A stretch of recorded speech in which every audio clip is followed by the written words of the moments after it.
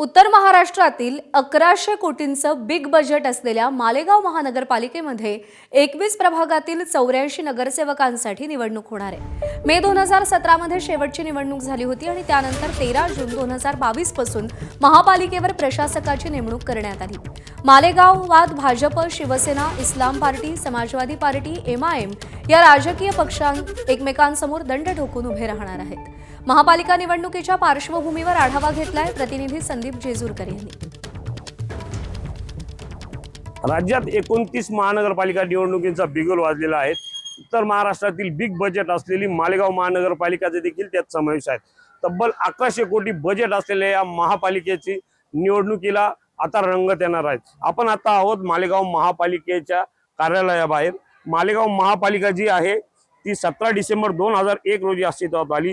त्यापूर्वी शहराचा कारभार हा 1863 पासून नगर परिषदेद्वारे चालवला जात होता।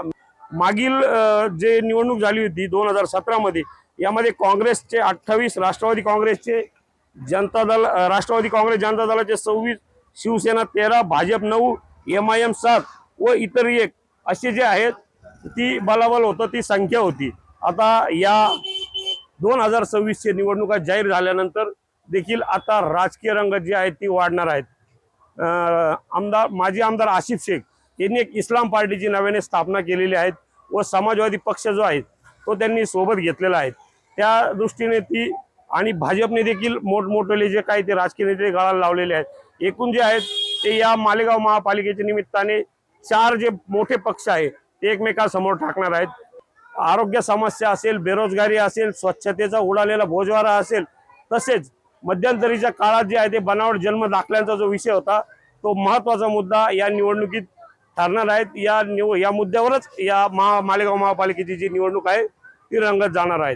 एकूणच येणाऱ्या जे आहेत महापालिका निवडणुकीच्या दृष्टीने राजकीय घडामोडींना आता वेग येणार आहे। संदीप जेजूरकर, ABP माझा, मालेगाव, नाशिक। ABP माझा, उघडा डोळे बघा नीट।